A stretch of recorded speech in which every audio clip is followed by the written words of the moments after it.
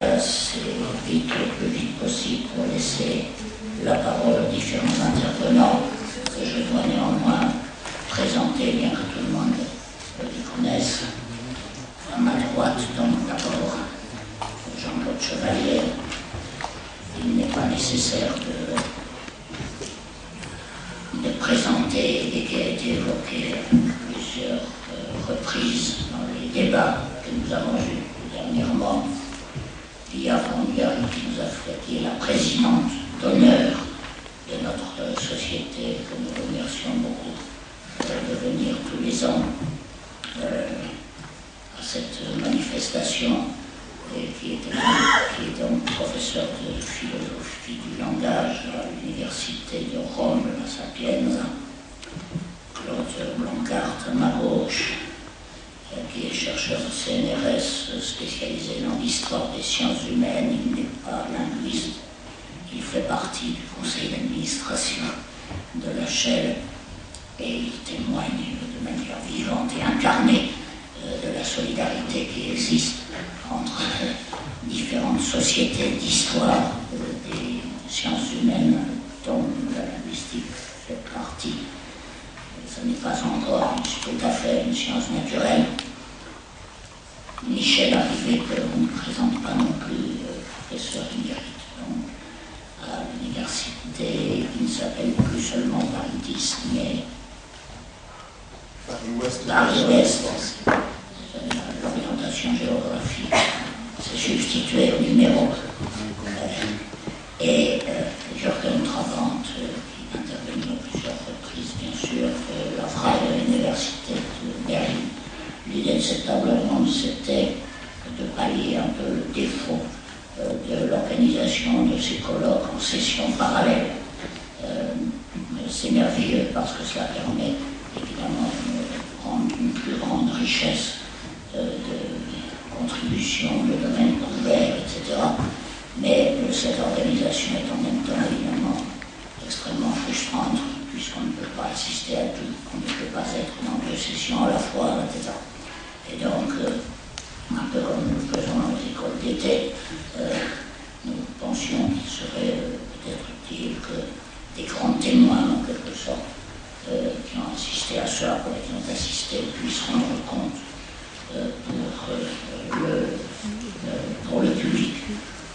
Très rapidement, je vais peut-être introduire au débat et ce que j'ai pu retenir de ce à quoi j'ai assisté. Je repartirai de l'intervention liminaire de Claude Desmaures, qui a cité le fameux manuscrit Constantin de Saussure et des trois tâches de la bonne linguistique, comme dit Saussure, la troisième étant précisément l'usage social des savoirs sur le langage et les langues, c'est-à-dire le cœur même de ce colloque.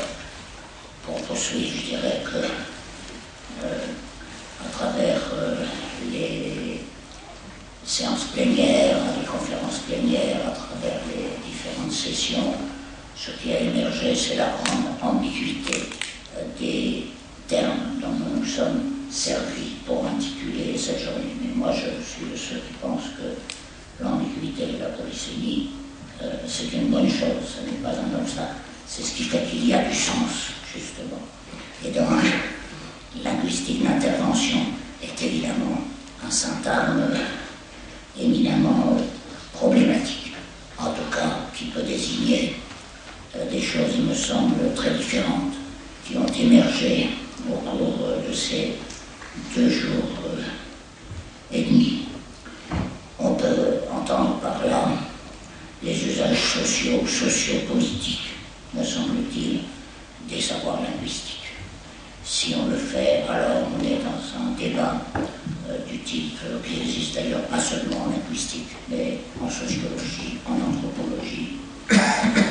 C'est celui de l'utilitarisme ou de l'anti-utilitarisme des savoirs qui relèvent des sciences de l'homme. Il y a en France un groupe, une revue qui s'appelle Mauss, qui est une référence à la fois à Marcel Mauss et qui se définit précisément comme définissent, dont les membres se définissent comme des militants anti-utilitaristes dans les sciences sociales. D'une certaine manière, c'est cette question qui nous rattrape aujourd'hui avec la linguistique. Deuxième question qui me semble émerger massivement des différentes interventions et des différents ateliers, c'est, je dirais, une oscillation avec des frontières incertaines entre deux types, je dirais, de linguistique. La linguistique appliquée à des objets sociaux, et la linguistique, on pourrait dire, impliquée dans des débats sociaux, avec évidemment des savoirs spécifiques qui sont plus ou moins dépendants des enjeux sociaux, mais qu'on met au service, ou qui sont mis au service de la société dans différents domaines. Ce qui est apparu également, c'est qu'il est extrêmement difficile de dire quelle est la frontière entre linguistique appliquée, quelles sont les frontières, et linguistique impliquée. Je pense que c'est un continuum, il me semble, qu'il faut ici envisager. On sait bien que dans l'histoire des théories linguistiques, il y a eu des périodes plus ou moins spéculatives, plus ou moins asservies à des buts sociaux, historiques, etc. En même temps, on sait bien que les frontières sont toujours beaucoup plus poreuses qu'il y paraît.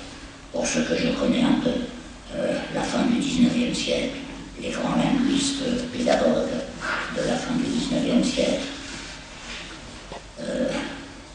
il me semble qu'il est extrêmement difficile de définir à partir de la fin du XIXe siècle la linguistique autrement que comme impliquée.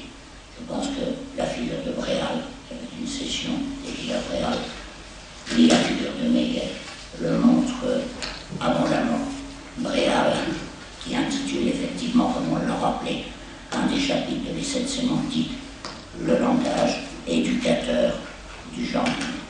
Si le langage est éducateur du genre humain, la linguistique est éducative, non pas par accident, non pas par implication, mais par implication, je dirais, par définition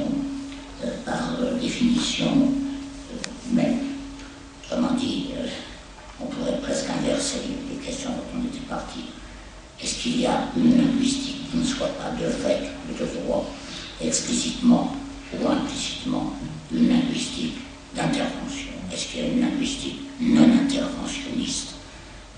Ça me semble absolument exclu, sauf éventuellement l'illusion que les linguistes entretiennent parfois sur leur propre rôle quand ils se prennent, je ne sais trop pourquoi, des théologiens, des philosophes, des spéculateurs qui ne sont jamais autant qu'ils le voudraient, qui le sont toujours peut-être trop.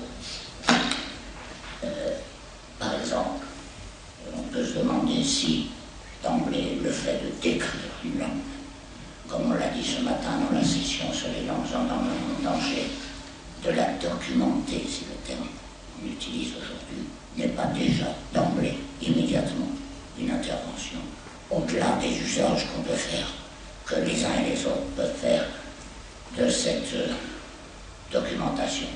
Au fond, ce qu'on appelle documentation d'une langue aujourd'hui, c'est ce que Sylvain Auroux effectivement a appelé processus de grammatisation des langues, et qui n'existe pas depuis aujourd'hui, mais qui existe depuis au moins la Renaissance. Or, la grammatisation, c'est bien ne produit pas simplement une image de ce que les locuteurs et les communautés parlantes auraient dans la tête.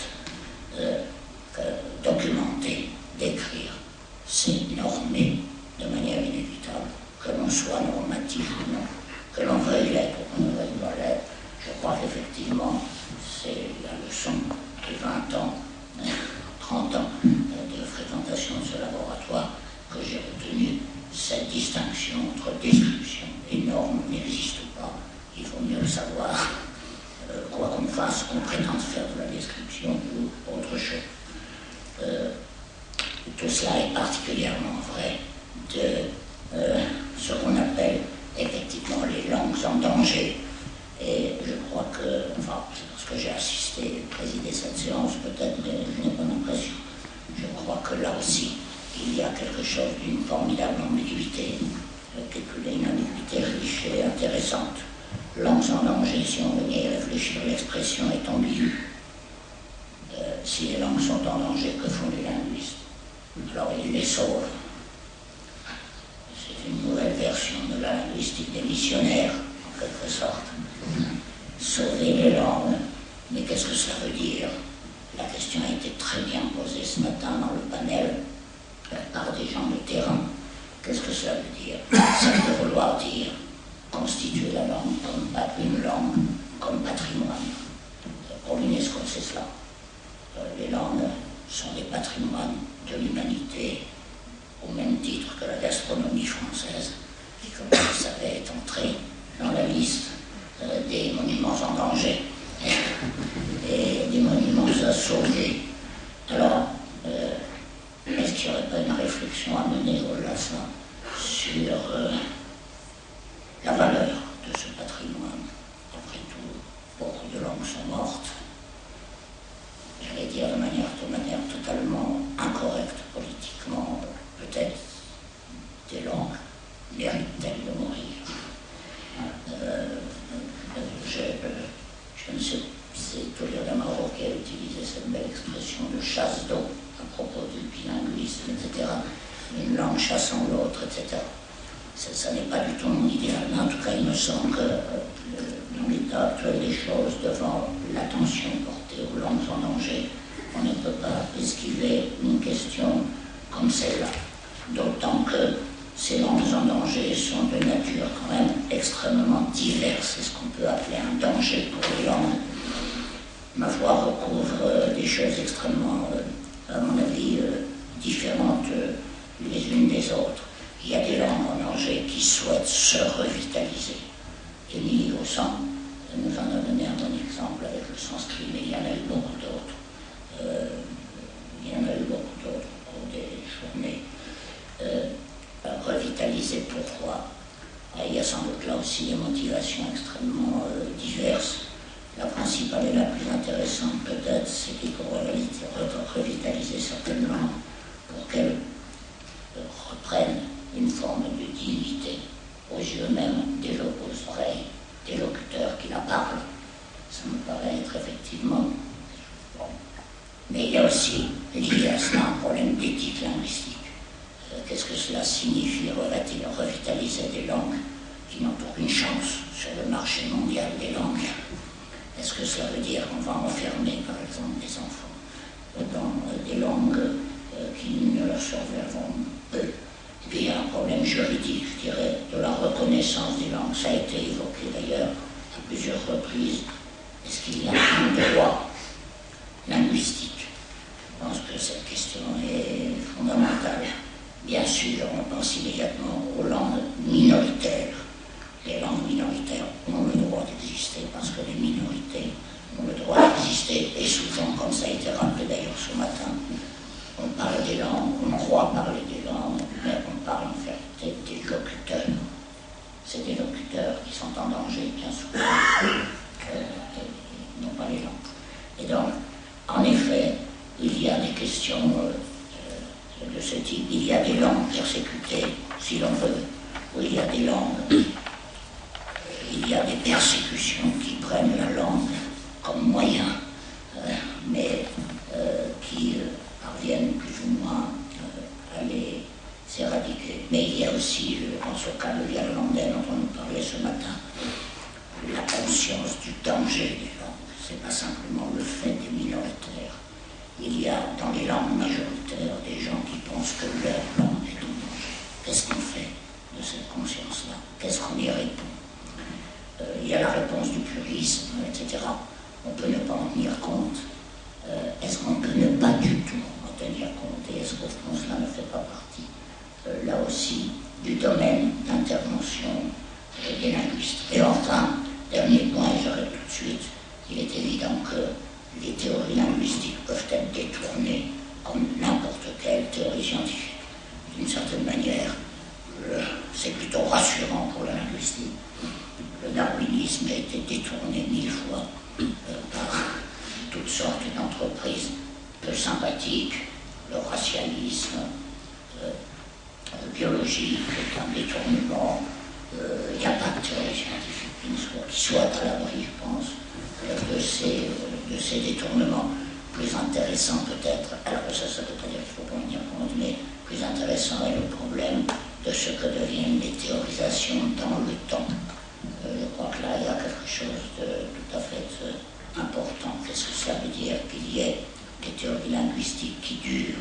Elles ne peuvent durer qu'en se transformant. Elles ne peuvent durer qu'en étant détournées d'une certaine manière. Dans quelles limites? On connaît bien cela dans le milieu des linguistes. Et chez les saussuriens plus que chez tout autre, qui sera plus saussurien que l'autre. Il y a là une sorte de combat perpétuel et de retour à l'authenticité, aux chaussures authentiques. Mais je pense que ce n'est pas seulement aux chaussures qui est concerné. On a évoqué l'œuvre ouverte de Humboldt. Humboldt est ouvert à ces réinterprétations constantes. Et pas seulement quand on fait effectivement l'histoire de l'art, mais on sait bien que beaucoup de choses se sont produites par répétition, accumulation. Et bizarrement, c'est précisément dans cette répétition que le changement, bien souvent, se produit. Et donc la vraie question n'est pas celle de l'authenticité d'un texte, mais c'est celle du milieu social et historique dans lequel il est lu, réinterprété, retraduit constamment. Ceci arrive aux textes fondamentaux de la linguistique. Voilà tout ce que je voulais dire de ce que j'ai rapidement essayé de retenir comme prolongement des échanges très riches qui ont eu lieu et qui peuvent peut-être permettre très librement aux différents intervenants de cette table ronde de compléter, contester ou de parler d'autre chose, s'il le souhaite. Peut-être on peut laisser tout de suite la parole à Ia Formila.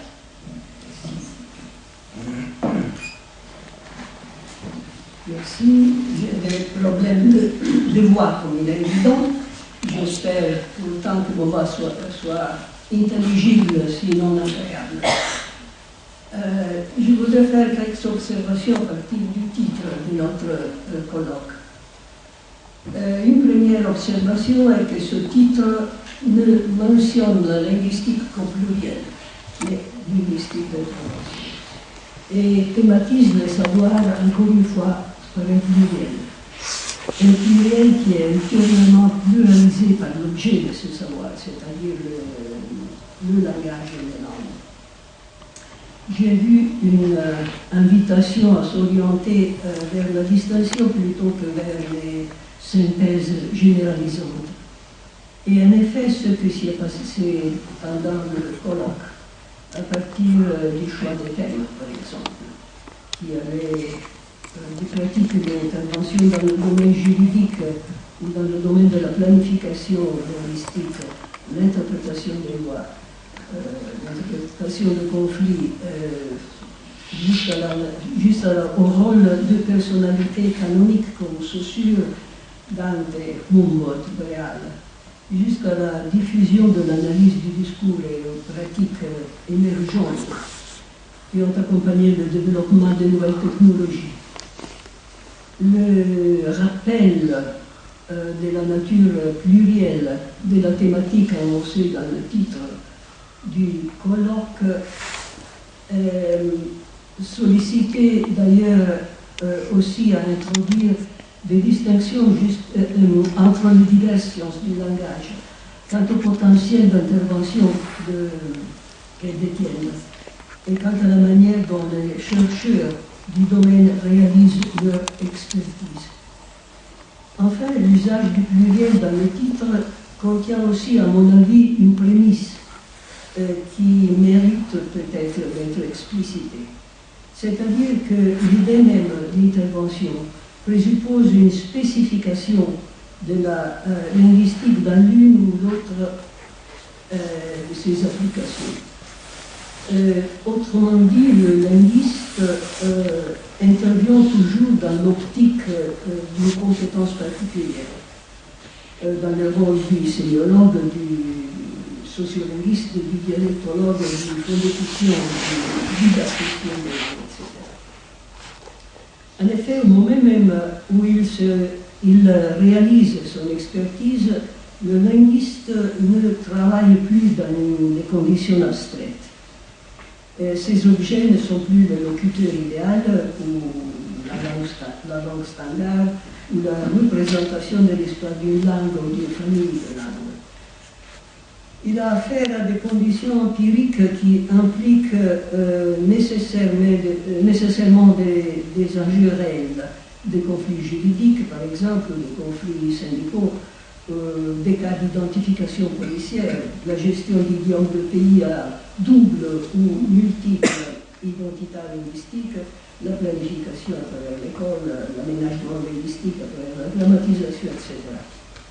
Bref, la réalisation d'une expertise comporte toujours une perte de généralité de la part de l'expert et une spécification de ses compétences. Et pourtant, il est peut-être utile d'introduire encore une distinction entre cette intervention professionnelle spécifique des diverses compétences linguistiques et la responsabilité indirecte de théorie, qui se manifeste principalement comme exercice d'une politique symbolique, c'est-à-dire dans la création et le soutien de l'appareil symbolique des communautés et des États. Et de ce type d'influence que l'on trouve souvent les traces dans le discours politique et aussi dans les documents officiels, par exemple dans le domaine des lois linguistiques. Si l'on consulte par exemple le site L'aménagement linguistique du monde de l'Université de Laval, un site qui contient entre autres la législation linguistique d'une centaine de pays pour un total de 900, environ 900 lois, on observe un recours pratiquement universel aux lieux communs qui ont accompagné la formation des États nationaux ces derniers siècles. On y constate une tendance générale à réifier, à ontologiser, à substantialiser la langue comme une sorte d'entité que l'on doit défendre, protéger, mettre sous tutelle, à l'occurrence créée. D'ailleurs, si l'on passe du domaine strictement juridique au domaine plus général du discours politique, le rappel éventuel de théorie va bien souvent dans le sens d'une justification a posteriori, d'une légitimation purement instrumentale, plutôt que dans celui d'une élaboration assimilante réellement les apports théoriques. Tel est le cas, par exemple, des politiques identitaires dont nous avons parlé pendant le colloque et qui ont connu plus d'un cas ces dernières années ou décennies et qui ont une tendance à s'inspirer à des versions génériques de déterminisme, de relativisme linguistique ou de soi-disant néo-linguisme. Le thème qui nous proposait le titre du colloque était donc un thème complexe, multiple facettes. Il supposait une pluralité de perspectives et de points de repère. À côté des communications qui ont pris comme objet l'intervention des linguistes en tant que spécialistes du secteur ou à l'intersection de savoirs d'ordre différents, face aux innovations technologiques, aux pressions des idéologies, etc., nous avons écouté aussi plusieurs communications sur les effets suscités par des textes fondateurs de la pensée linguistique, des effets de longue haleine, s'étalant dans le temps, constituant des traditions efficaces. Je me réfère au De Vulgari Eloquentia d'Anche Alighieri ou des auteurs comme Humboldt et Fichte. Or, cette reconstruction des traductions et de leurs effets sur les théories et sur les pratiques concernant le langage et les langues est elle-même, à mon avis, une forme d'intervention. Une forme particulière où s'entremêlent des compétences historiques et des compétences épistémologiques. Elle est la forme d'expertise propre à l'historien des idées, ou de théorie, qui touche d'une manière significative les rapports entre histoire et épistémologie. Sur cette forme d'expertise, je voudrais dire encore quelques mots. La tâche de l'historien de la linguistique dans la reconstruction de traditions qui remontent à un texte fondateur ou un ensemble de textes est d'exercer une sorte de vigilance herméneutique. L'historien s'interroge sur l'interprétation des théories et sur leur application dans les pratiques sociales, politiques, religieuses, etc. Et sur leur effet de retour sur la théorie. C'est un travail qui implique une sorte de va-et-vient entre les conditions abstraites de la théorie et les applications empiriques. Il existe aussi un autre type de surveillance herméneutique, évidemment, comptant sur une expertise à la fois historiographique et épistémologique, qui est le contrôle et l'éventuelle rectification de description des langues, de typologie linguistique, de classification des langues qui se sont formées en dehors des compétences professionnelles de linguistes. Il est souvent le cas des premières descriptions des langues. À quel point sont-elles invalidées par une tendance, par exemple, à imposer aux langues les plus diverses une même typologie abstraite, ou bien par l'idée que le monolinguisme serait la condition normale des populations et le plurilinguisme une déviation accidentale ou secondaire, ou par l'idée qu'il doit y avoir une nécessaire correspondance entre une langue et une ethnie, et que chaque langue doit être l'apanage d'une nation. Ces questions recèlent des présupposés qui sont l'expertise conjuguée de l'historien et de l'épistémologue de la linguiste. Eh bien, je voudrais, avant de conclure, mentionner encore un cas particulier d'intervention éminemment épistémologique, dont la requête est devenue, à mon avis, pressante ces dernières décennies. Peut-être, à mon avis, une vraie urgence. Je pense aux théories du langage et des langues qui se sont formées et qui se forment, et aussi en dehors des compétences et de la responsabilité directe de la linguistique, dans le domaine de théories scientifiques soutenues par des paradigmes doués souvent d'un grand pouvoir de suggestion. Ce type de suggestion trouve de plus en plus des échos déformés et dépourvus de fondement dans la presse. Par exemple, quand on parle de la découverte du gène du langage ou de la reconstruction génétique des familles linguistiques de leur migration, des neurones miroirs comme la solution à toute question d'interaction linguistique. Les vulgarisations critiques ne se limitent d'ailleurs pas à la presse généraliste, mais atteignent aussi une partie de la littérature académique qui semble accepter cette sorte de délégation que les sciences de la vie demandent à la linguistique. Alors, pour conclure, aujourd'hui, je pense que la responsabilité du théoricien des langues et du langage ne s'arrête pas à des interventions spécifiques, mais requiert une sorte de surveillance épistémologique, comme je le disais, sur les cas où l'on voit que des modèles théoriques élaborés dans d'autres domaines sont appliqués à la réalité des langues vivantes. Merci.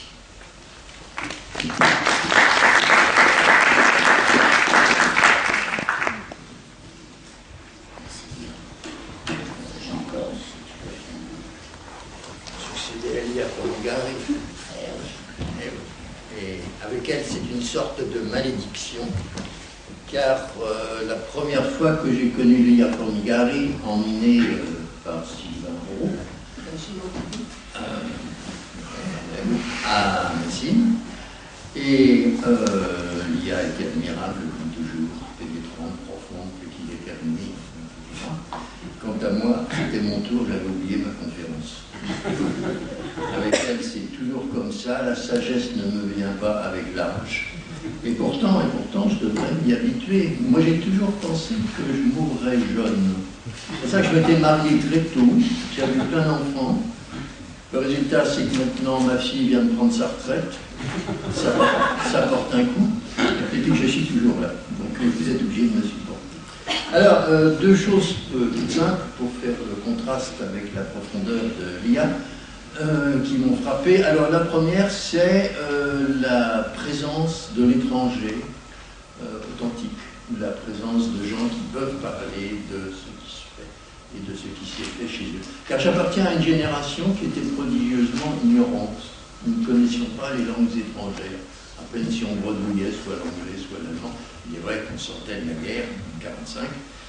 Et je me souviens d'un colloque qui avait été organisé à Cerisy, lieu illustre par Genette, si je me souviens bien. Comme ça. Il y avait toutes sortes de gens illustres. Il y avait Barthes, il y avait Vannes, il y avait Genette, etc. Et tous brillaient par leur méconnaissance des littératures étrangères, des langues étrangères. Et on parlait par oui-dire, par répercussion. Alors, on en était réduit à croire que tous ceux qui venaient de là-bas nous disaient la vérité. Et là, nous sommes tombés sur un être absolument délicieux, absolument charmant, qui s'appelle, que certains d'entre vous le connaissent peut-être, car il est toujours beau, jeune et charmant, Tzvetan Todorov. Et Todorov nous a présenté la pensée russe comme nous l'attendions. Et apparemment, ce n'était pas exactement la pensée russe, c'était ce que nous en voulions. Et alors, depuis lors, heureusement, maintenant, on va aux sources, et on a vu ici, et en particulier, j'ai une immense reconnaissance, nous en avons tous une immense reconnaissance à un absent, qui est notre collègue Patrick Sériot. Et grâce à Patrick, on a pu avoir ici, par la bouche d'un certain nombre de ses élèves, des choses plus directes sur la littérature soviétique et sur la linguistique soviétique. Donc maintenant, être international n'est plus un devoir, c'est une habitude. De mon temps, c'était une exception. Et je meurs toujours éperdu d'admiration devant la chance que vous avez, vous, les jeunes. Et il y a fait aussi partie des jeunes. Et de pouvoir ainsi être de plein pied dans l'étranger, soit par connaissance directe, soit par lien avec des gens qui en ont une connaissance immédiate. Alors ça, c'est un point qui me paraît important. Et puis un autre encore que je voudrais souligner, et étonne mes merveilles, c'est l'élargissement des connaissances. Alors je sais bien, Sylvie m'a expliqué que c'était dû en partie à des contraintes administrativo-économiques qui enjoignent de faire de l'interdisciplinaire. Il n'empêche. Nous avions un scope beaucoup plus étroit. Je me souviens au début en histoire de la linguistique, on voulait prouver des choses, et en particulier, on voulait examiner ce qu'était une structure grammaticale et la confronter avec tous les gens qui analysaient les structures. Donc, se poser un problème, comme on disait à l'époque, d'épistémologie. Et ça, lorsque j'écrivais ma thèse avant 68, donc en 65-66, je me coltais avec Foucault, bien entendu, et un certain nombre de gens comme Kuhn sur les limitations à apporter au savoir. Puis, après la guerre, il y a eu la Catoche, il y a eu toutes sortes de gens de ce genre, mais notre propos était vraiment très très centré, très fermé, et n'était pas ouvert sur l'extérieur. Alors, il s'est ouvert par l'extérieur, en premier par la connaissance de l'étranger, et là, je n'ai qu'à suivre ce que je vous disais à l'instant. Nous avons suivi des voies qui, presque instinctivement, nous menaient vers un élargissement de nos compétences et de notre vision. Il se trouve que dans le séminaire que j'avais organisé après après 68, et dont le premier membre et le plus remarquable a été Irène Rosier, qui s'occupait à ce moment-là de la grammaire au Moyen-Âge, nous avons essayé avec Irène de nous centrer, et puis quelques autres, à Paris 8, où j'étais enseignant, nous avons essayé de nous centrer sur un point qui nous semblait capital, qui réunissait à la fois l'histoire de l'enseignement, donc c'était un enrichissement, un élargissement, et la théorie linguistique, et nous avons attaqué le problème des idéologues, et en particulier d'un phénomène remarquable qui est la création en France en 1795 de l'école normale comment ça s'appelait, l'école 3. Comment École normale de l'an 3, c'est ça. École normale qui était une entreprise tout à fait étonnante, en ce sens qu'on voulait prendre toutes sortes de gens, compétents ou non, et en faire des instituteurs de la République. Et elle s'est réunie pendant une année, et demeurait un phénomène notoire, de telle sorte que l'école normale supérieure de la rue d'Ulm se l'est même attribuée, l'a annexée. Quand vous allez à l'école normale supérieure de l'Ulm, vous voyez fondée en l'an 5, c'est ça, de la République. 5, 3, 4, ce qui est un mensonge éhonté. Il n'y a rien à voir entre cette école normale et l'école normale supérieure. Mais ça, en France, quand vous appartenez à des instances supérieures, vous pouvez raconter n'importe quoi et personne ne dit rien. Normalement, si nos collègues avaient un petit peu le sens du devoir, ils se jucheraient sur les épaules les uns les autres, pour moi je ne peux plus, et ils iraient décrocher cette enseigne insensée. Enfin, je vous convie à aller 45 volumes et à voir comment le mensonge a une source officielle. Donc, cette école normale est une école admirable et qui était inconnue. Et à l'époque, c'était pratiquement inconnu. Ça sentait le souffle, c'était un peu révolutionnaire. On n'avait même pas édité les cours. Ils ont été édités il y a 2 ou 3 ans, quelque chose comme ça. Enfin, c'est tout récent. Et pourtant, toutes sortes de gens célèbres, jusqu'à Bernardin de Saint-Pierre, y avaient enseigné. Et surtout, ils avaient mis en œuvre la théorie des idéologues, et en particulier trouvé leur inspiration à partir de Condillac jusqu'à Descude de Tracy, si bien que pour nous. Ça rassemblait, on est un peu dans le thème du colloque si vous voulez, ça rassemblait des théories linguistiques et des organisations pratiques de réforme de l'enseignement. Et alors, intérêt a été pour nous remarquable, en ce sens qui conjoint tout ce dont je vous parle depuis le début, car nous nous sommes aperçus à ce moment-là que nous n'étions pas les seuls à nous intéresser à l'école normale et aux idéologues. Et qu'il se trouvait en Allemagne des gens qui s'appelaient Busse et Trabant, c'est bien ça, qui t'inquiète. Non, je parle, ils sont pas, c'est normal. Oui, c'est pas ce que je voulais dire. Bon, je disais, des gens qui s'appelaient Busse et Trabant et qui s'occupaient des idéologues. De même, nous avons fait connaissance avec d'autres Allemands, et en particulier Brigitte Schiemann-Lange, qui s'occupait elle aussi des idéologues. Et en quelque sorte, nous nous sommes retrouvés d'une façon presque miraculeuse en un lieu central où l'objectif de recherche théorique, c'est-à-dire comment on constitue un modèle organisationnel et épistémologique, comment un modèle de ce genre peut se conjoindre au déroulement historique et prendre par là une certaine ampleur. Alors depuis, il y a eu beaucoup de choses faites sur les idéologues. Si j'en crois ce que me dit Jürgen, il y a encore bien davantage de choses à Tübingen, c'est bien ce que tu m'as dit. Il y a une très importante documentation à Tübingen. Non, sur le net virtuel. Sur le net, alors, donc, ça a été en quelque sorte un cheminement lent et méthodique et une innovation. Alors qu'ici, c'est normal.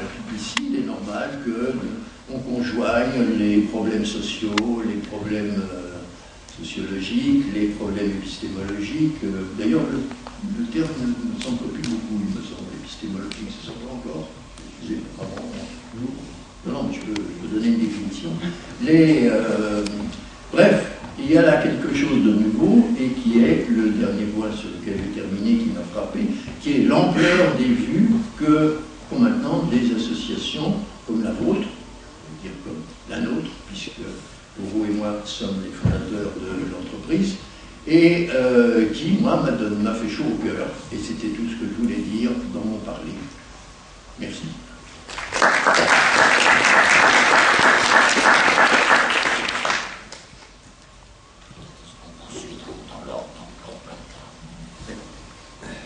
Merci Christian. Je resterai donc dans mon rôle d'historien des sciences humaines entre l'histoire problématisée et l'histoire restitution. Je crois qu'il n'y a pas de contrariété entre ces deux manières de faire et qu'il faut de tous pour faire un monde commun.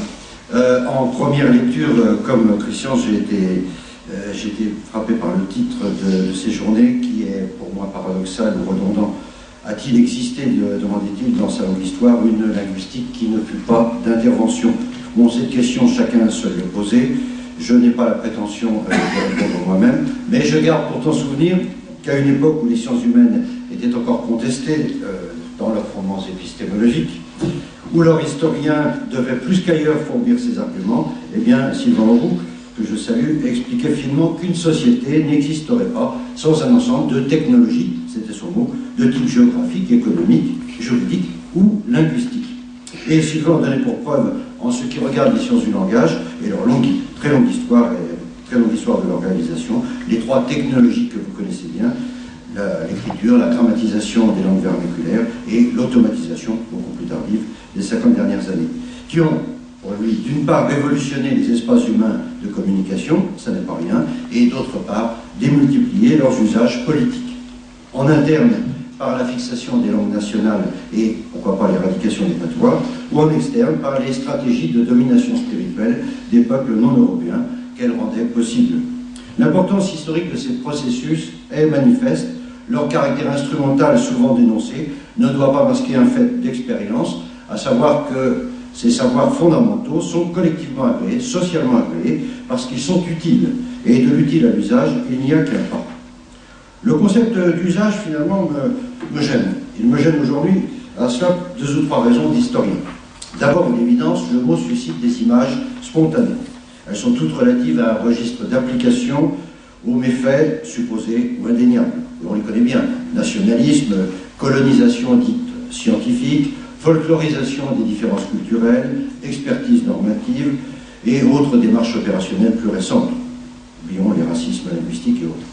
Le mot est ainsi piégé par ses connotations courantes. Il n'est pas facile de s'en déprendre. Deuxième point, dans le langage commun, le concept d'usage renvoie à des formes d'intervention qui sont tournées vers l'extérieur, et même suscitées de l'extérieur. Il suggère implicitement une recherche qui serait fondamentale, et diverses réalisations pratico-théoriques qui en dérivent. Or, Benoît de l'Étoile appelle ça ce paradigme du face-à-face.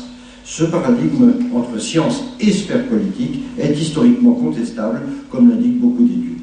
C'est une pétition de principe. On tient implicitement pour acquis les termes d'un rapport entre la production de savoir d'un côté, la demande sociale de l'autre, comme s'il s'agissait d'un jeu de rôle figé. Or, les usages de la linguistique nous montrent une extrême labilité dans la distribution des rôles, une interpénétration beaucoup plus riche, plus dense et déroutante aussi que ne le supposent nos typologies historiennes, celles qui sont mises en œuvre dans le formulaire de nos journées, engagement, opportunisme, exploitation, détournement, articulation aussi des intérêts. Il n'est pas question de les critiquer sur un plan formel, mais simplement d'en connaître, d'en marquer les limites. Premièrement, le terme usage semblerait consacrer la priorité ou l'antériorité de la science théorique sur ses retombées sociopolitiques et ses idéologies d'engagement. Or, les historiens acceptent difficilement aujourd'hui cet écart entre savoir et pouvoir, parce que tous les travaux démontrent leur dépendance mutuelle, celle entre le travail quotidien des chercheurs et le monde de l'action publique, encore mieux aujourd'hui, évidemment. Même si l'on ne sacrifie pas la notion postmoderne ou foucaldienne du power knowledge, l'autonomie de la recherche intellectuelle est perçue aujourd'hui soit comme un problème, soit comme un artefact historiographique, beaucoup plus qu'une solution à la grave question des dérives idéologiques des sciences humaines en général. Deuxièmement, d'un point de vue opposé, une critique courante des sciences humaines, vous la connaissez bien, consiste à dire qu'à la différence des sciences nobles, des mathématiques, de la physique quantique, et à l'anthropologie, la sociologie, la linguistique, je l'ai encore entendu hier, sont de simples techniques de rationalisation, puis de gestion du corps social. vieille affaire, mais dans ce cas-là, ces sciences problématiques se réduiraient à ce qu'on appelle les arts du gouvernement, qui serait comparable à la statistique camérale allemande, dont parle l'économiste Schulpeter, et dont la caractéristique serait d'avoir une finalité utilitaire, immédiate et préalable. Les sciences humaines sont souvent disqualifiées comme des savoirs que certains sociologues nomment extro-déterminés, déterminés en externe, en ce sens qu'ils paraîtraient subordonnés à des commandes sociales ou étatiques. Autant dire que ce seraient des savoirs aux ordres ou des savoirs sous influence. Leur logique interne n'aurait pas d'autre exposant que leur relation pratique à l'administration, au contrôle plus ou moins large des populations, en métropole comme aux colonies. Ces deux visions des choses, des usages, sont contradictoires, mais elles ont l'avantage de poser la question du rapport de la science, en général, à ce qui n'est pas elle, et de nous alerter sur la réalité d'un lien.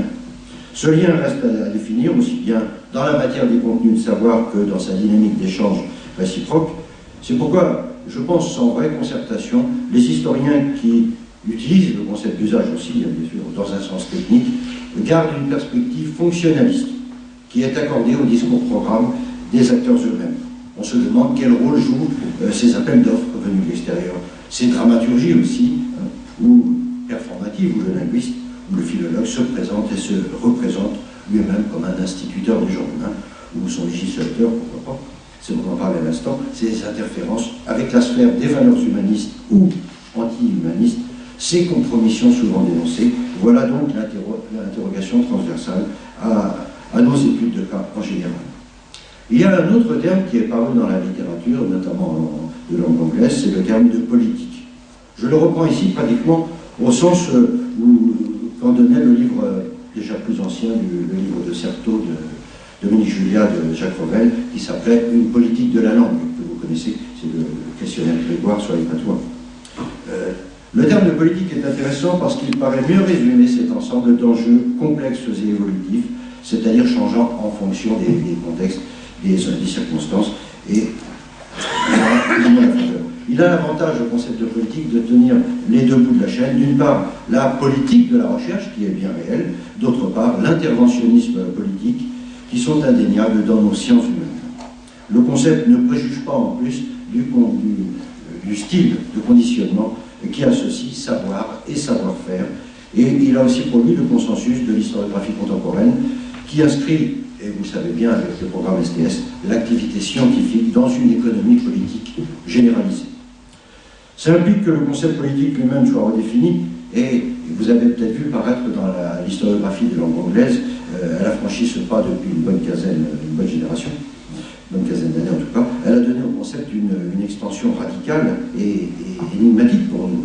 Quand on regarde les ouvrages techniques, on voit des titres curieux, la politique de l'observation, les politiques de l'évolution, les politiques de la sexualité, etc.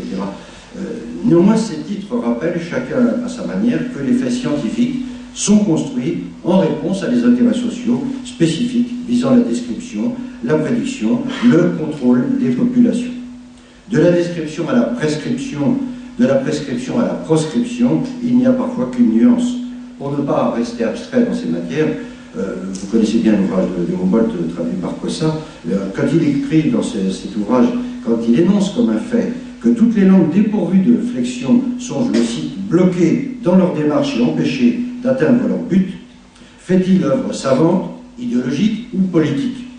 Dans un autre passage, il pose cette question, la première, dit-il, précise-t-il, la première question est de savoir si chaque langue est grosse d'un potentiel culturel égal ou bien s'il existe des formes dont seule une destruction totale pourrait faire accéder les nations qui les possèdent aux plus hautes fins que l'humanité soit capable d'atteindre. On mesure que le jugement fait s'épuise dans le jugement de valeur. C'est un point déterminant. On a longtemps traité les sciences, leur autonomie, tout cela comme une démarche de connaissance suspendue au ciel des idées, neutre, indépendante.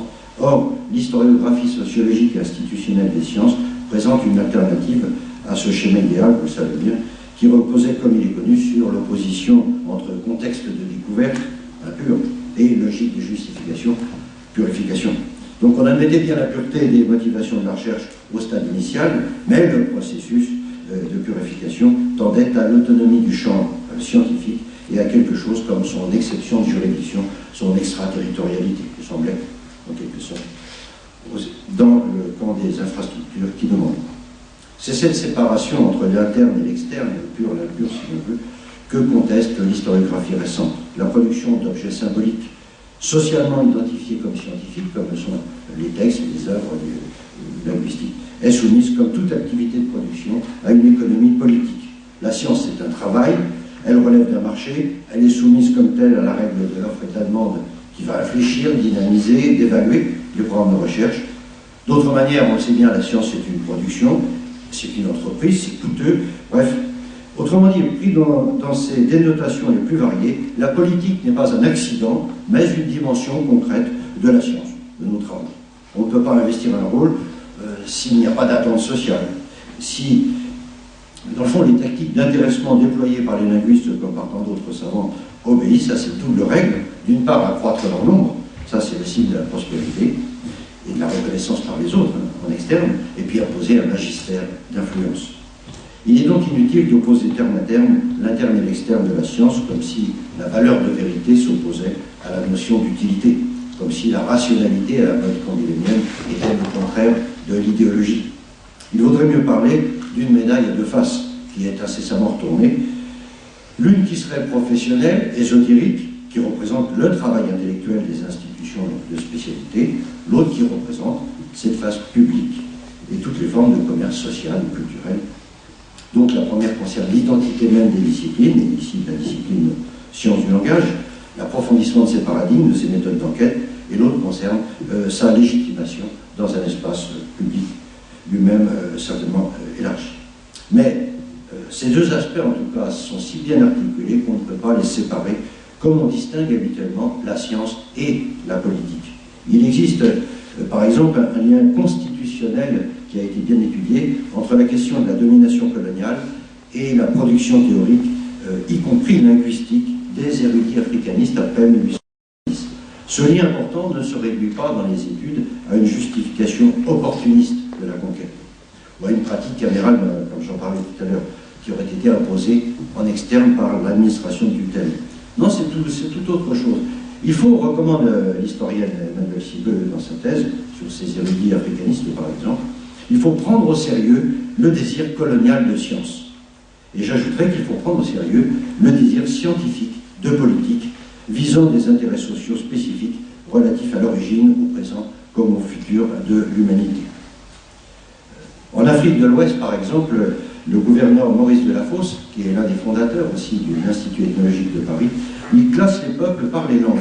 Et il les hiérarchise selon un modèle éprouvé, c'est le modèle évolutionniste, en fonction donc de leur distance supposée aux langues juxtaposantes des groupes pygmées, qui sont réputés pour lui les plus primitifs.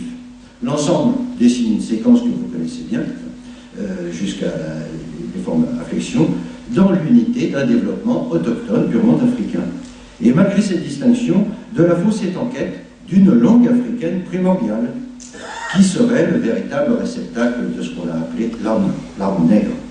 C'est important parce que je pense que le gouverneur militaire accomplit pour l'Afrique dans les années 1890 le même geste technique que tenaient 20, plutôt 40 ans plus tôt, des gens comme Adolphe Pictet ou Chavet pour l'Ariaque immémorial. On condamnera plus facilement l'Ariaque immémorial et ses dérives que l'arme nègre du gouverneur Delafosse. C'est important parce que je crois que nous avons des jugements de valeur qui interviennent systématiquement dans ces questions d'interventionnisme. Bien, dans le cas de l'Ariaque ou des langues d'Afrique, l'espace de la géographie linguistique rencontrait le temps long des phylogénies.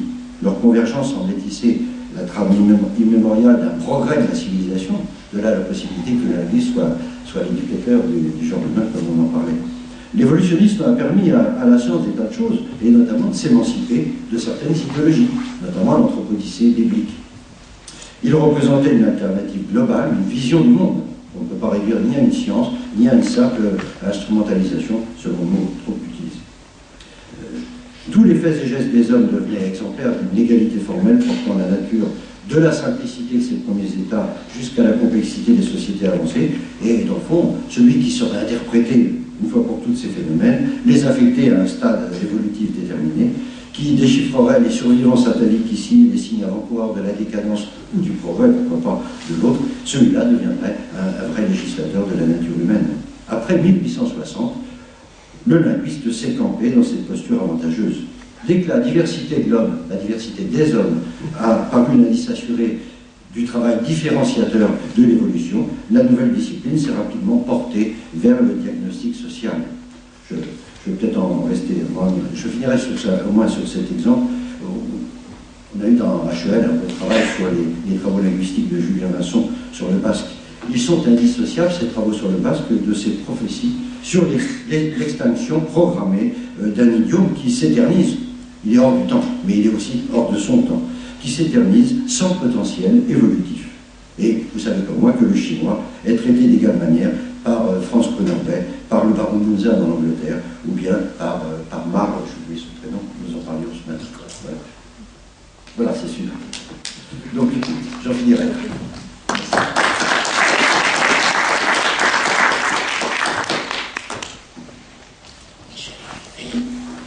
Bien, rassurez-vous, je serai bref, modeste et d'une certaine façon négatif pour toutes sortes de raisons, l'une d'entre elles étant que, comme dans les soutenances de thèse auxquelles mon grand âge me contraint encore parfois à participer, je suis nécessairement toujours le dernier à parler et que tout ce qu'il y avait de positif à dire a été dit. Donc il me reste malheureux. Je sais qu'il en restera encore un plus malheureux que moi.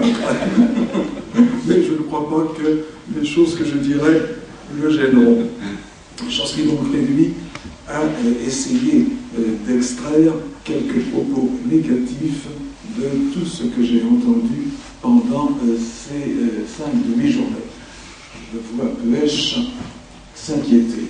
Il va sans dire que j'ai été ravi de ces 5 journées, qu'elles ont été absolument parfaites, absolument à tous égards, que toutes les communications ont été au plus haut point intéressantes. Il n'empêche que, par la force des choses, un certain nombre de lacunes se sont observées. Lacunes qui ont peut-être une signification. N'est-ce pas? Bon, je ne reviens pas sur ce sujet, et sur le caractère négatif de la valeur. Un certain nombre de choses n'ont pas été dites, et voilà, j'en ai, en vous entendant parler, j'ai réfléchi à ce que je n'avais pas entendu dire pendant ces 5 demi-journées. Alors, bon, précaution, par la force des choses, je n'ai pas assisté à tout. Bon, il est possible que dans certaines séances que j'ai, par la force des choses inévitables, manqué, des choses aient été dites sur ce que je vais dire qu'elles n'ont pas été dites, n'est-ce pas? Bon, et d'un autre côté, de temps en temps, malgré tout, il y a eu, au moins sur l'un des problèmes, quelques petites allusions. Alors voilà, je vous donne 2 exemples, j'en aurai plusieurs autres. Leur absence me parut, d'une certaine façon, significative.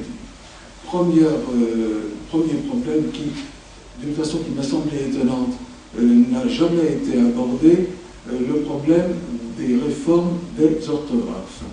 Il y a eu, je crois, une communication qui a touché, mais sur un problème plus général, n'est-ce pas, le problème de la substitution d'un alphabet à un autre pour le cas de la langue turque. Ça dépasse naturellement le problème de l'orthographe, quoique par la force des choses ça y touche, mais pour le problème des orthographes, je n'ai rien entendu. Bon, je me trompe peut-être, ça m'a paru significatif, parce que c'est l'un des problèmes sur lesquels les interventions des linguistes ont essayé d'intervenir, n'est-ce pas? Alors, bon, rassurez-vous, je ne vais pas substituer à la communication manquante une communication que je serais en train d'improviser. Il se trouve que j'ai un tout petit peu travaillé sur ces problèmes-là, mais dans des temps tellement anciens que mes souvenirs s'en sont pour la plupart estompés. Je vais tout de même essayer de récupérer quelques vagues bribes, peut-être instructives. En France, par exemple, bon, chacun sait que les problèmes des réformes de l'orthographe ont touché la quasi-totalité des langues européennes, n'est-ce pas? Bon, l'allemand, l'allemand, l'espagnol, l'italien, le portugais particulièrement, mais naturellement, entre tous, le français qui jouit d'une orthographe particulièrement complexe, pour utiliser un terme simple. Bien, si j'ose dire. Alors, au cours du XXe siècle, il y a eu un certain nombre d'interventions de linguistes. Elles se sont toutes soldées par l'échec. Alors, je pense par exemple à Ferdinand Bruno, qui lui a présenté un projet extrêmement rigoureux, si rigoureux qu'il savait à l'avance, qu'en le présentant d'abord à l'Académie française, puis au ministère, il serait rejeté, ce qui n'a pas manqué de se faire. Donc, sorte de, geste désespéré du linguiste qui sait que son intervention ne servira à rien. Bon, il y a eu à peu près à la même époque, un peu plus tard, Léon Cléda. Léon Cléda, personnage moins illustre, longtemps professeur à l'Université de Lyon et rédacteur pendant une bonne vingtaine d'années d'une revue de philologie française. Philologie FI, n'est-ce pas? Et non pas PHI. Mettant en œuvre une réforme beaucoup moins déterminée que celle de Ferdinand Bruno, mais très raisonnable et très intelligente, avec par exemple la substitution du F au PH. Bon, il a continué comme ça, la publication de sa revue, jusqu'au moment où la retraite, ou la mort, ou je ne sais plus trop quoi, a interrompu la revue, sans qu'il ait jamais fait le moindre effort pour essayer d'imposer sa réforme. Bon, un tout petit peu plus tard, deux linguistes, Albert Bauza et l'une des deux têtes du monstre bicéphale de Jacques Damourette et Édouard Fichon, c'était le plus vieux, Jacques Damourette, mettent en place un projet d'orthographe lui aussi très raisonnable. Il le publie sous forme de fascicule, il le présente au ministère et il ne s'étonne pas de le pas refuser. Bon, alors naturellement, 1990, rectification de l'orthographe. Rectification de l'orthographe, comme le savent tous ceux d'entre vous qui ont suivi le problème, comme d'ailleurs, normalement, le sait tout le monde dans cette salle, n'est-ce pas? Ces réformes sont applicables, n'est-ce pas? Elles sont, vous le savez, d'une extrême modestie, des histoires de traits d'union, des histoires d'accent circonflexe quand il n'est pas distinctif, des histoires de marque du pluriel, l'illustre exemple du sèche-cheveux et du porte-jartel, n'est-ce pas, dont on supprime la pluralité au singulier. Bon, je pense aux jartels, bien sûr, qui sont nécessairement plusieurs, au moins deux, bon, enfin au moins quatre. Bon, passons sur ces détails. Où en étaient les linguistes là-dedans? Eh bien, naturellement, chacun sait que c'était notre collègue Pierre Crevier qui conseillait Michel Rocard, Premier ministre à l'époque, mais j'observe que la responsabilité de Pierre Crevier, contrairement à celle des linguistes que j'ai énumérés auparavant, était totalement effacée, n'est-ce pas? Son nom n'apparaissait nulle part, on le savait, nous, les linguistes, le savions, mais le grand public ne l'a jamais su. Bon, voilà. Est-ce que oui. En disant que j'appartenais à la même commission avec Grosse, et nous avons été chassés honteusement parce que nous avions proposé une réforme simple qui était que le participe passé, quoi qu'il en soit, demeurait invariable. Eh bien, nous avons été mis à la porte sans autre forme de procès, traité de farceur. Bon, je te remercie. J'ignorais ce détail. L'histoire du participe passé ne faisait que renouveler un événement survenu, si mes souvenirs sont bons, en 1905. 1900, voilà, oui, bravo. En effet, il n'y a aucun doute là-dessus. Pour lequel un arrêté, alors bon, a été mis en place et annulé 6 mois après. C'est bien ça. Bon, voilà. Je vous donne l'exemple. Exemple, bon, évidemment, pas extrêmement encourageant sur les possibilités d'intervention des linguistes. Alors, l'autre exemple est du tout au tout différent. Il s'agit de la création d'un nouveau métier. Peut-être que certains d'entre vous ont-ils entendu sur des émissions sur France Inter, par exemple, de temps en temps interroger un ou une sémiologue. Bon. J'ai constaté que figure sur Internet un magnifique site intitulé sémiologue en ligne france.com. Bon. Et vous voyez sur ce site des annonces de ce genre. Consultante spécialiste de la communication en sémiologie et sémiotique. Remarquez au passage, n'est-ce pas, la grande largeur d'esprit de la personne, qui n'hésite pas à faire apparaître les deux termes longtemps concurrents et qui naturellement se garde, et alors là c'est commun pour les innombrables références que j'ai sous les yeux, se garde de faire la plus petite allusion au nom de Saussure pour la sémiologie, bon, au nom de Peirce pour la sémiotique, et à quelque autre nom de la liste de sémiologues ou de sémioticiens que ce soit. Bon, alors, je m'autorise à dire, voyons, j'ai encore 2 secondes, oui, voilà, je m'autorise à lire, et je vous prie de croire que je ne mets aucune ironie dans mes propos, ni dans ma lecture. Il ne faut pas, je crois, jeter immédiatement la pierre à ces entreprises. Consultant spécialiste de la communication en sémiologie et sémiotique, apporter un autre regard sur la pensée stratégique et créative à travers les approches issues des sciences du langage. Vous voyez que ça sert à quelque chose de faire de la linguistique. Bon, en voici une autre, et rassurez-vous, je m'arrêterai. Sémioticien et sémiologue, de nouveau un large esprit de compréhension, optimiser la marque, le désigne et l'entreprise en maîtrisant le discours par la sémantique et la sémiologie. Une troisième, et ce sera la dernière, rassurez-vous, spécialisée dans la stratégie de marque, avec 11 ans d'expérience dans les secteurs luxe, mode, cosmétique, food, automobile et services, spécialiste de la marque sur Internet, stratégie sociale, médias et contenu de marque sur Internet. Bon, voilà, commence incontestablement à se développer un métier de sémiologue. Alors, je le répète, je ne souhaite en rien jeter d'emblée un regard négatif là-dessus. Il faudrait voir, j'ai eu un moment, je l'avais dit à Pêche, l'intention de proposer un sujet de communication sur ce nouveau métier. Je me suis dit trop tard, les délais étaient passés, j'y ai renoncé. Ce que j'aurais fait, c'est que j'aurais examiné dans le détail les programmes des innombrables, là j'en ai sous les yeux une trentaine, mais il y en a une quantité, les programmes de ces sémiologues sémioticiens, et je me serais demandé si par hasard, de temps en temps, il n'y a pas quelque chose comme une réflexion méritant effectivement le nom de sémiologie et de sémiotique et propre à s'appliquer à des domaines de ce genre. Ce serait un champ d'intervention pour les sciences du langage. Voilà, j'interromps ma communication sur ce point d'interrogation.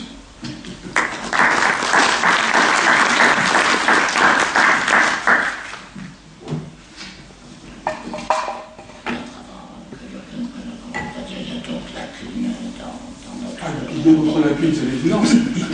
En particulier, il n'y a pas eu grand-chose sur la traduction, qui pourtant, chez certains théoriciens de la traduction, s'intitule même science d'intervention. La traductologie de Jean-René Lamiral s'appelait comme ça dans les années 70. Et il y a certainement d'autres domaines que nous avons laissés de côté simplement parce que nous n'avons pas reçu de propositions de communication sur ces sujets. C'est en ce sens, effectivement, c'est peut-être tout à fait significatif. Mais de quoi? C'est d'autant plus triste que ça a été un sujet positif, n'est-ce pas? Le ministre du Travail aurait été heureux, n'est-ce pas, que les linguistes aient créé à nouveau une nouvelle profession, c'est quelque chose. Voilà. Excusez-moi, moi je vais reprendre un peu 2 points.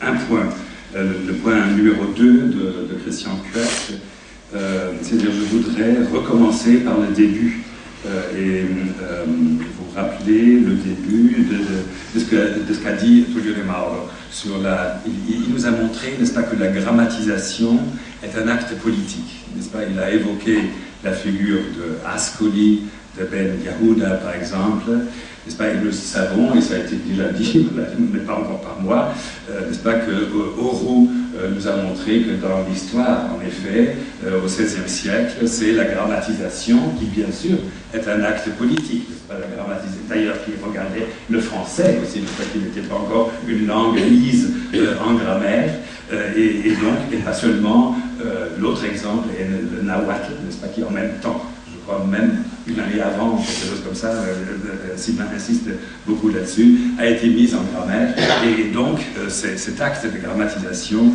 est bien sûr un acte politique, et nous l'avons entendu plusieurs fois. Léonard en a parlé, n'est-ce pas, que la mise en grammaire des langues mayas est un acte politique et même tragique à certains égards. Alors, il y a une relation étroite entre langue et nation, ou disons entre langue et communauté linguistique. Là, quand je dis nation, comme ça, j'utilise un peu la terminologie de Humboldt.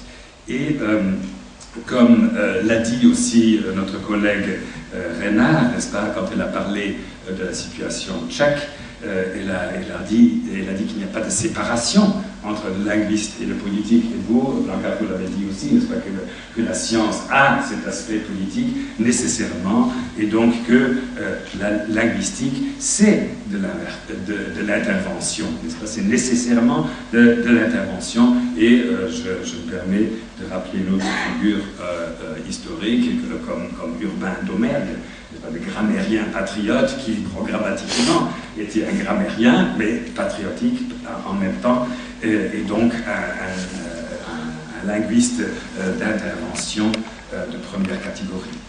Et mon second point, c'est un mais. Mais, je voudrais attirer votre attention sur un essai différent, c'est-à-dire sur un essai politique de dépolitiser les langues. Je voudrais attirer pour finir aussi votre attention, encore une fois, sur Renan.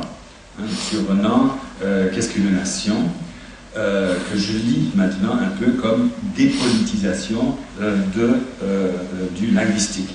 J'espère que vous vous en souvenez, en mars 1882, Renan se pose la question, qu'est-ce qu'une nation, et il propose, il a 5 critères: la race, la langue, la religion, les intérêts économiques et les données géographiques. Et tout ça, ces 5 critères, ce ne sont pas des critères pour définir une nation. Mais il propose autre chose, la mémoire historique. Il dit, voilà, ce sont les gloires communes du passé et c'est la volonté commune du présent. Et donc, du coup, n'est-ce pas, il a la célèbre formule du plébiscite de tous les jours. Donc, la nation serait le plébiscite de tous les jours, basé sur une mémoire commune et sur une volonté commune. Et ce qui est intéressant, bien sûr, dans ce contexte, et c'est ce que je voudrais rapidement rappeler ici, c'est ce qu'il dit sur la langue. Il dit la langue invite à se réunir, mais elle n'y force pas. La langue, elle invite à se réunir et elle n'y force pas. Et il dit aussi qu'on peut avoir les mêmes sentiments et les mêmes idées en langues différentes. Et surtout, il dit qu'il ne faut pas s'enfermer dans une langue et une culture déterminée. Il emploie le mot que je trouve très beau, se claquemurer. Il ne faut pas, sa formule, c'est il ne faut pas se claquemurer dans des conventicules de compatriotes. Se claquemurer, je trouve ça très bien, parce qu'il y a quelque chose au-delà des langues. D'abord, les humains sont d'abord des êtres raisonnables avant d'être parqués, comme il dit, dans des langues déterminées. Alors, bien sûr, Renan a raison, n'est-ce pas, et surtout il lutte, là, encore une fois, contre ce qu'on appelle ici le Humboldtianisme. Je dirais, j'insiste, que c'est du Fichtianisme, alors contre le Fichtianisme linguistique allemand, et bien sûr, il parle contre la langue parce que, bien sûr, la nation française n'est plus la nation qui était avant la guerre, n'est-ce pas? elle a perdu, les Prussiens ont taillé l'Alsace, n'est-ce pas, et donc il faut faire un discours pour l'Alsace, n'est-ce pas, qui ne parle pas la même langue, mais qui appartient tout de même à la même nation. Et aussi, il faut tenir ce langage aussi, parce que, bien sûr, la langue est toujours, en 82, est toujours un pays avec beaucoup de langues, parce que c'est un pays plurilingue, alors il faut trouver un autre critère au-delà de la langue. Et bien sûr, il oublie un peu, n'est-ce pas, il ne parle pas de la Révolution française, il ne parle pas du jacobinisme linguistique, etc. Donc il enlève toute cette partie de l'histoire française, de ce duo entre langue et nation. Mais néanmoins ça, là maintenant je ne veux pas entrer dans la critique de Renan, mais au contraire je voudrais louer Renan, parce que je trouve cette idée qu'il y a quelque chose au-delà des langues déterminées très intéressante pour l'Europe. Encore, je voudrais encore faire allusion à ce qu'il dit. Il dit voilà, on a une mémoire commune, et pas seulement pour les choses positives, mais aussi on a une mémoire commune des souffrances. Et il y a une mémoire commune même des choses épouvantables dans la même communauté. Donc il dit il faut aussi oublier quelque chose. Là, je crois qu'il pense aux protestants français, n'est-ce pas?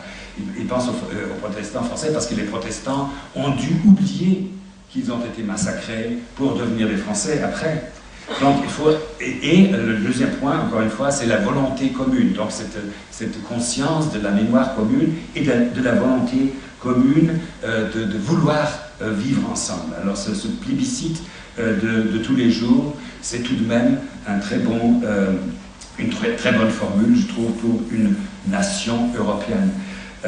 Mais tout de même aussi deux petites notes là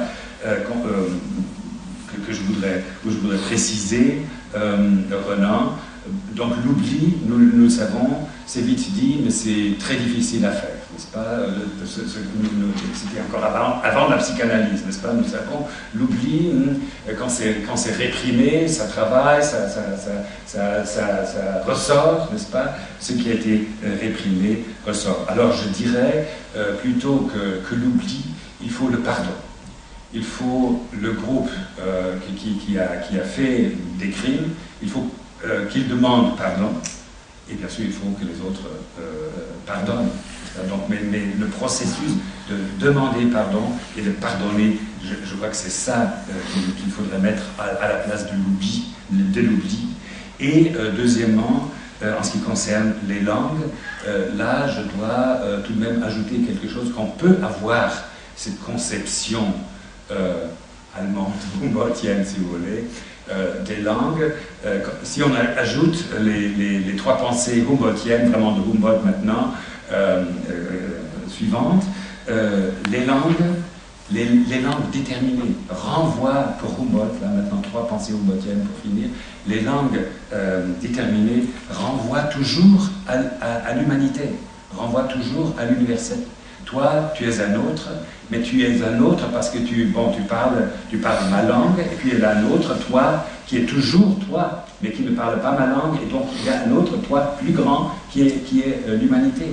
Et Humboldt dit ça, il dit voilà, que quand j'entends l'autre parler, j'entends toujours en même temps l'humanité parler. Alors je trouve ça, c'est une pensée importante. Deuxième moment critique à Renan, Humboldt dit aussi en plusieurs langues maternelles, plusieurs langues. Donc le concept d'identité est très relatif, et c'est dans Humboldt, hein, c'est pas du tout le déterminisme fichtéen. Et le troisième moment, le concept de langue-nation est très relatif, et Humboldt discute l'exemple français. Il dit voilà, il y a les Bretons, il y a des Provençaux, il y a des Occitans, comme ça, qui ont des langues différentes, mais ils sont français en même temps.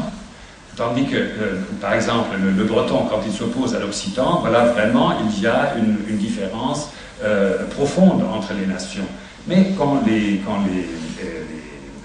Bretons parlent français et les Occitans parlent français, voilà, ils appartiennent aussi à la nation française et ils ont donc une nationalité relative, n'est-ce pas? Et je crois que c'est ça qu'il faut ajouter à ce que nous avons discuté ici souvent, n'est-ce pas, comme le danger, toujours un peu, enfin, ce déterminisme qui, dans l'auteur, soi-disant auteur, ce déterminisme est très relatif et très voilà, c'est basé sur sur une considération humaniste et très relativisante. Alors voilà, c'est ça que je voudrais ajouter tout de même. Et encore une fois, je voudrais remercier, si tu permets, Christian, à toi, aux amis parisiens, aux organisateurs, à Irène, etc., à tout le monde, Sylvie, je ne sais pas, c'est tous les amis que je connais depuis longtemps pour l'organisation de ce colloque qui, pour moi, a été vraiment une très belle expérience. Merci.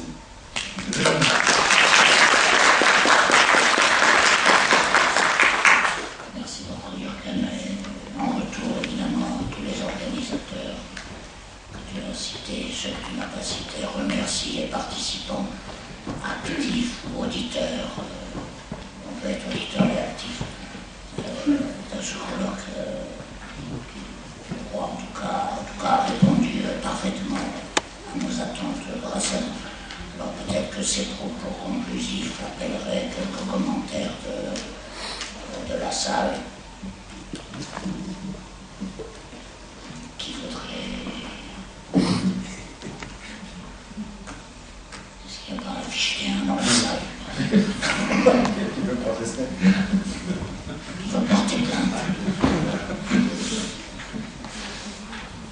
sur quelques sujets que ce soit.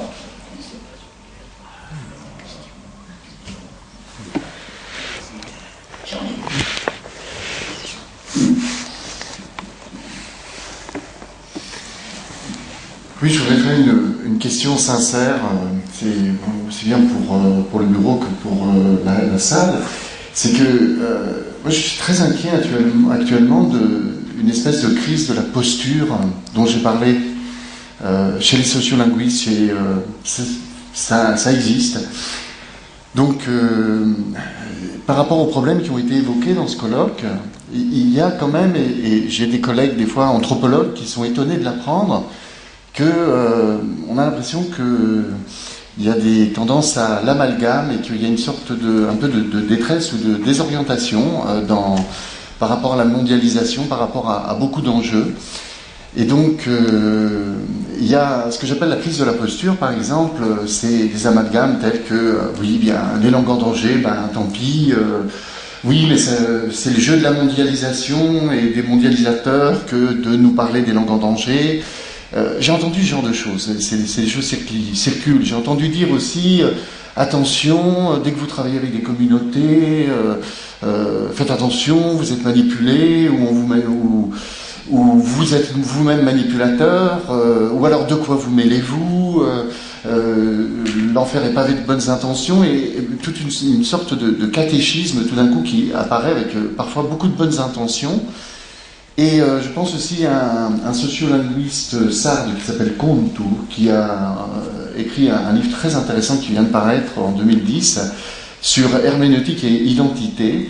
Dans le dernier chapitre, c'est très intéressant. Il montre comme quoi la question, par exemple, de la langue sarde, pour prendre un exemple très simple, la langue sarde qui, je dirais, ne mange pas de pain, enfin ça fait du mal à personne que la Sardaigne ayant une autonomie depuis les années 70 et des droits linguistiques, et que le sarde est un espace public où une certaine diversification de fonctions et d'usages à l'époque moderne.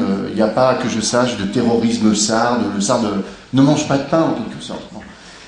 Et dans cet article, Kontu montre très bien que dans le débat actuel sur la langue sarde, on entend tout et son contraire, mais surtout on voit une fuite continuelle par rapport aux véritables problèmes et par rapport au fait que finalement pour le sarde, malgré les lois, des lois en faveur du sarde, de multiples lois en Italie en faveur de la langue régionale, rien ne change. Au contraire, la situation empire.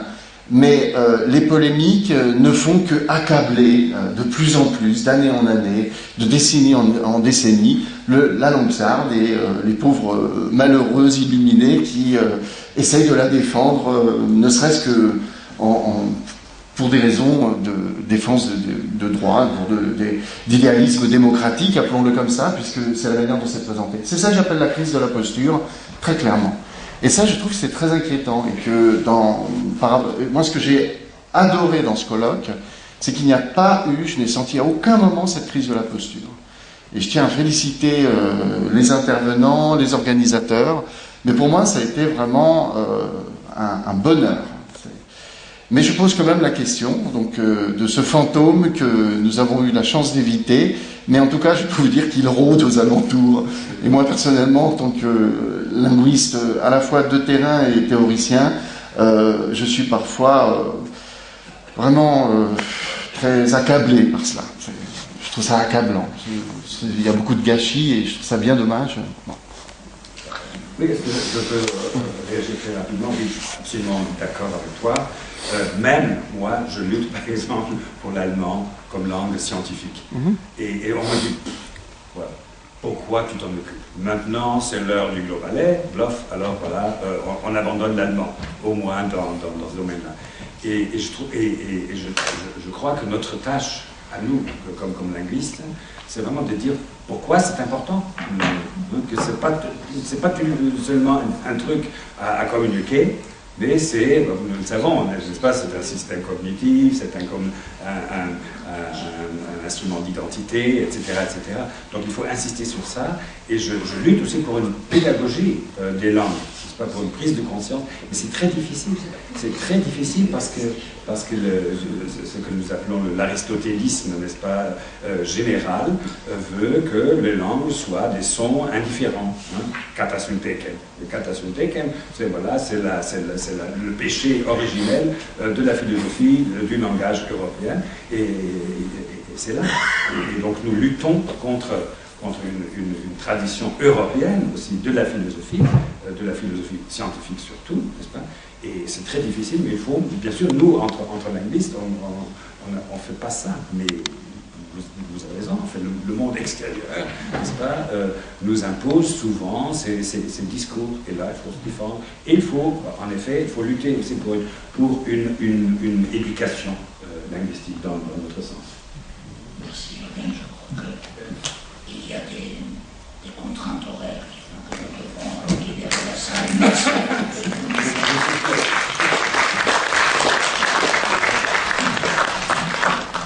Un jeton.